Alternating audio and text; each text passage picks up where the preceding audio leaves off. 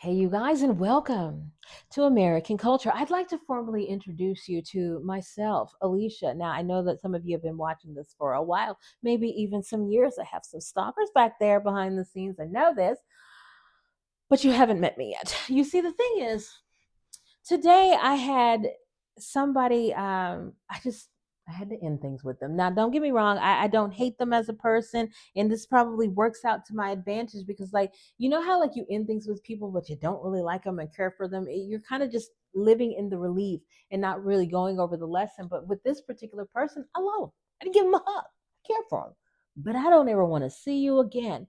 And the stuff that I said, although it's true, I don't want them to take it as harshly as it might have come off.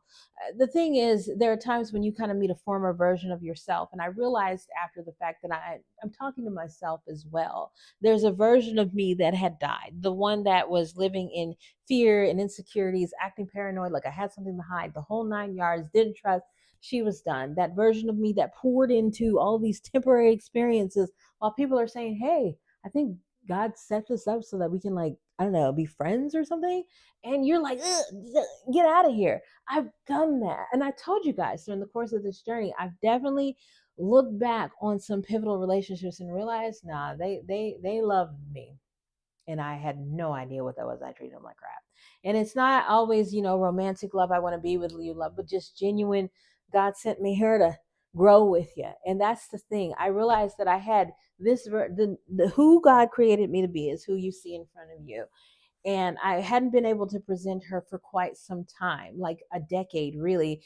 I think it's since 2015 when the car stopped working. I was like, you know what? I don't want another vehicle right now. And that turned into me just saying, I don't think I'm meant to drive.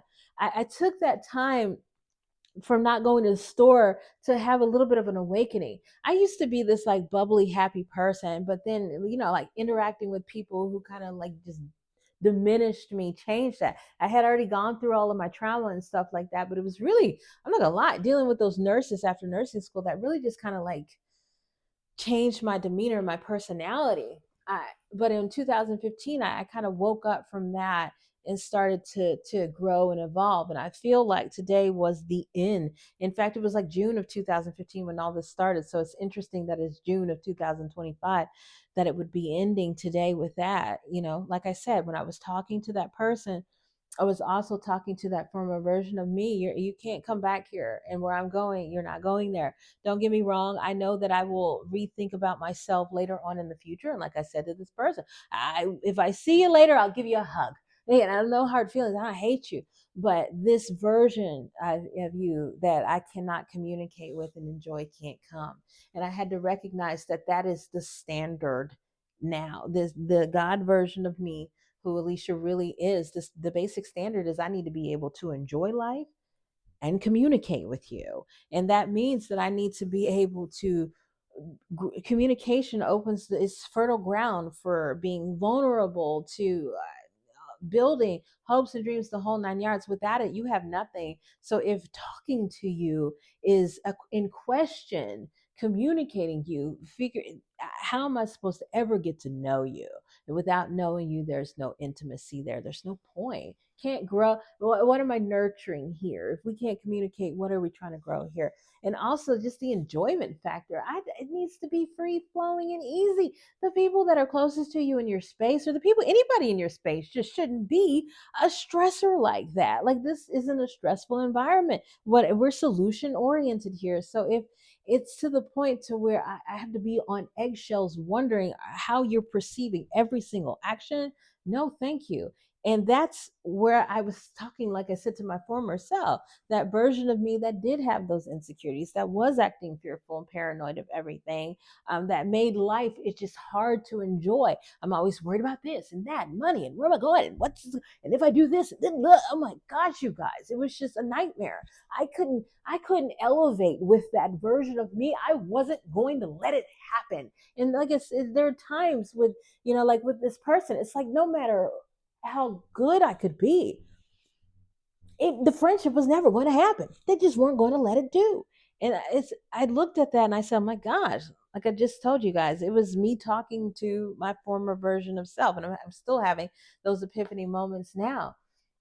when you're holding on to the bitterness, when you're holding on to the anger, and even when you don't know it, and it's manifesting in you not really being able to communicate with other people and all this other stuff and build those relationships, you don't realize how that version of you can't elevate.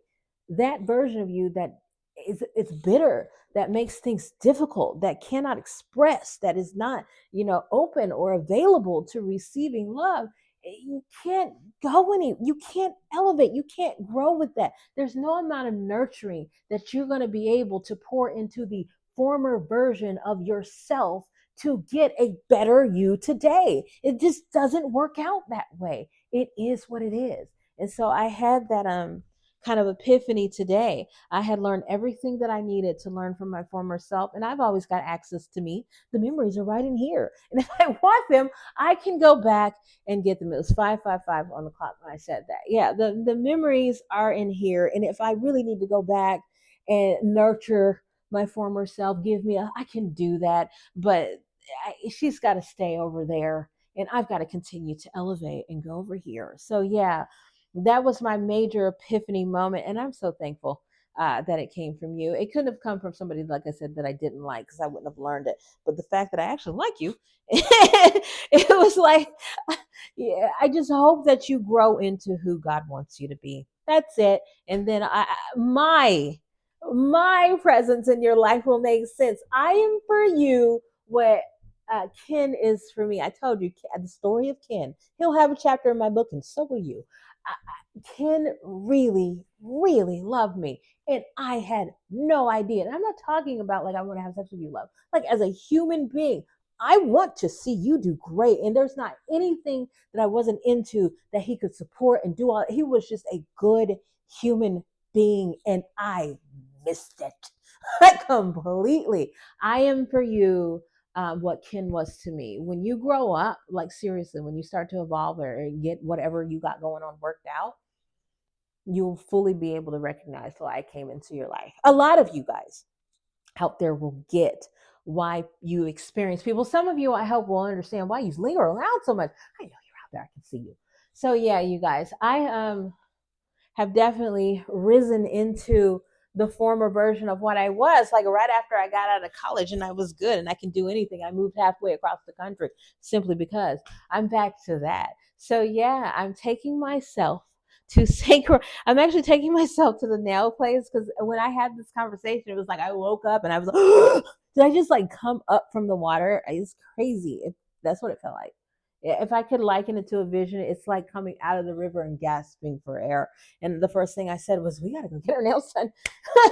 We're going to St. Croix. You know what I mean? And I am going to get me the room that I wanted to have with the ocean view so that I can wake up and have a nice time. I'm going to I'm going to give me the experience that I'm capable of giving me now that I am who God told me I was. I am who I say I am. I'm fantastic in every way. And I don't mean that to boast, but it's the truth. Now you can see the difference. I come in as this truth, always ready to grow and evolve, but this is it. This is how I present. This is the truth. So yeah, I'm done with that former version of me that had those insecurities, those fears, those upsets, whatever that was making me to the point to where if love came in, I was completely unavailable to it, to the point to where I was shun it. I'm done chasing down temporary experiences. I have a standard here. You're going to be enjoyable, and I'm going to be able to communicate with you without all the drama and the nonsense. We're going to keep the peace here. We're going to build things. We're going to grow. We're going to love it, honey. This is going to be like heaven on earth. We're going to go baking and holding hands, and it's going to be like it should be. If you're going to be here, I will accept nothing less. We both decided, or all of us involved in this little shindig called life have decided that we're here to live a good life. It's not about having a good experience of a person. It's about having a holistic, good experience of life. And so I'm only on board with people who are willing to do that. You're here to enjoy and communicate, build, and grow. Anything else has got to go. Have a blessed night, you guys.